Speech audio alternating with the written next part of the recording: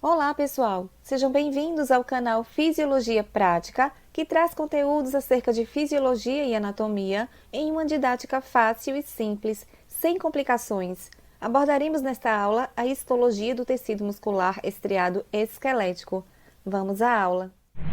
Os movimentos produzidos por nosso corpo ocorrem pela atuação conjunta de músculos e ossos. Os músculos também atuam na estabilização de posições do corpo, na geração de calor, no armazenamento e movimentação de substâncias dentro do corpo, neste caso tratando-se dos músculos estriado cardíaco e músculo liso. Ossos, músculos esqueléticos e articulações em conjunto formam um sistema integrado chamado de sistema músculo-esquelético. O estudo científico dos músculos é conhecido como miologia. No estudo do tecido muscular, de forma geral, podemos observar que cerca de 40% do corpo são compostos por músculos esqueléticos e quase outros 10% são formados por músculos liso e cardíaco. São compostos por células especializadas, as quais os diferenciam em 3 tipos de tecidos: tecido muscular estriado esquelético, tecido muscular estriado cardíaco e tecido muscular liso. Nesta aula, abordaremos os músculos estriados esqueléticos. O tecido muscular esquelético é assim nomeado em virtude de sua fixação aos ossos do esqueleto. Em sua estrutura, há estrias que são faixas claras e escuras alternadas, formadas por proteínas que só são visíveis ao microscópio. Em virtude dessa configuração estriada do músculo, ele recebe o nome de estriado. É considerado voluntário. Isso quer dizer que os estímulos que desencadeiam suas ações de contrair e relaxar ocorrem por controle consciente, ou seja, depende da nossa vontade e iniciativa. Cada músculo esquelético é um órgão individual, composto por milhares de células chamadas de fibras musculares,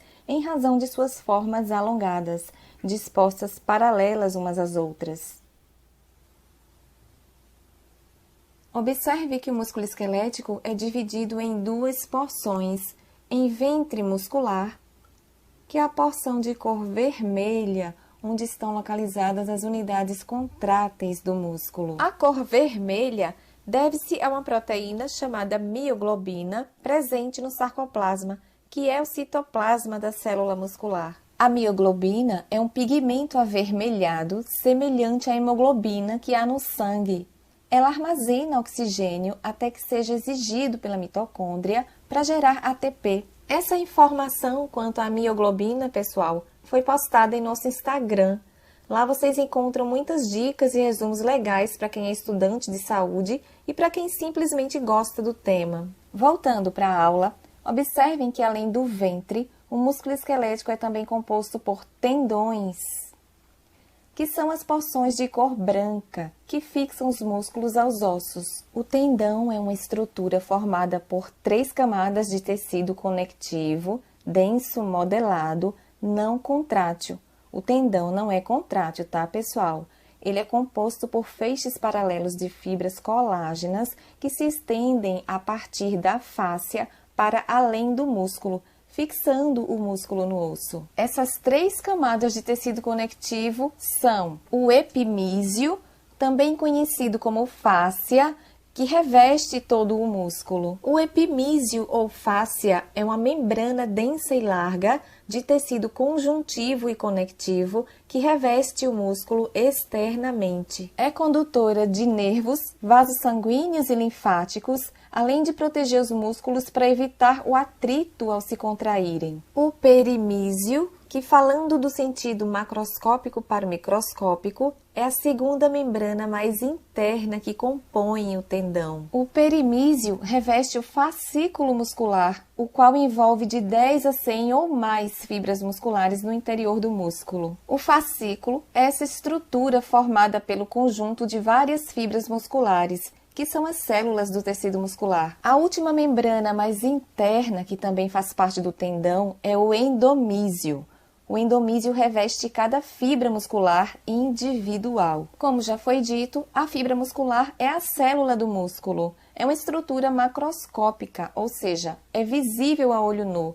É formada pelo conjunto das miofibrilas. As miofibrilas, envolvidas pelo sarcoplasma, são formadas pelo conjunto das proteínas actina e miosina, que são as unidades contráteis do músculo. O sarcoplasma é o citoplasma da célula muscular, onde contém um número imenso de mitocôndrias que produzem grande quantidade de ATP durante a contração muscular.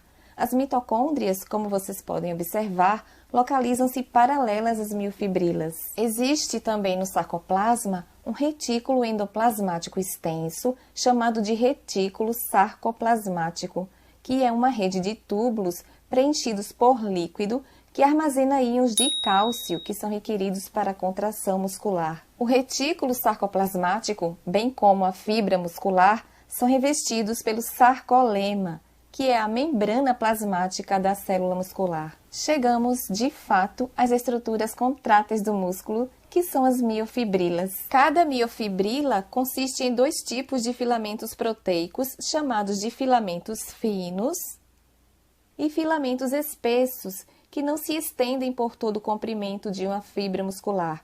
Os filamentos se sobrepõem em padrões específicos e formam compartimentos chamados sarcômeros, que são as unidades funcionais básicas da fibra muscular estriada. Os sarcômeros estão separados um do outro por essas zonas em zigue-zague, chamadas linha Z. Observem que dentro de cada sarcômero, uma área escura chamada banda A se estende por todo o comprimento dos filamentos espessos. No centro de cada banda A está uma banda H estreita, que contém somente os filamentos espessos. Em ambas as extremidades da banda A, filamentos finos e espessos se sobrepõem. Uma área de coloração mais clara em cada lado da banda A, chamada de banda I, contém o resto dos filamentos finos, mas sem filamentos espessos. Cada banda I se estende para dentro dos dois sarcômeros, dividida ao meio por uma linha Z. Olha só, gente, a alternância entre bandas A, que são mais escuras, e bandas I, que são mais claras,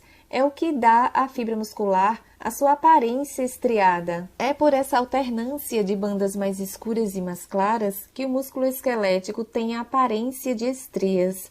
Por isso, é também chamado de estriado. Vamos estudar agora as menores estruturas que compõem o músculo esquelético estriado, que são os filamentos espessos e os filamentos finos. Os filamentos espessos são compostos da proteína miosina, que, como vocês podem observar, tem a forma de dois tacos de golfe entrelaçados. As caudas da miosina, que, entre aspas, são os cabos dos tacos de golfe, estão dispostas paralelas umas às outras, formando o corpo do filamento espesso. As cabeças da miosina se projetam para fora, a partir da superfície do corpo. Encerrando a miosina, vamos entender agora os filamentos finos, que são ancorados na linha Z. Os filamentos finos são compostos pelas moléculas de actina, que têm essa aparência torcida em forma de hélice. Cada molécula de actina contém um sítio de ligação de miosina, no qual uma cabeça da miosina se fixa. Os filamentos finos contêm duas outras proteínas, além da miosina e da actina, que são a tropomiosina e a troponina. Em um músculo relaxado, a miosina está impedida de se ligar à actina porque os filamentos de tropomiosina recobrem os sítios de ligação de miosina na actina. Os filamentos de tropomiosina, por sua vez, são mantidos no lugar pelas moléculas de troponina. Vimos que o músculo esquelético é formado basicamente por tendões e ventre.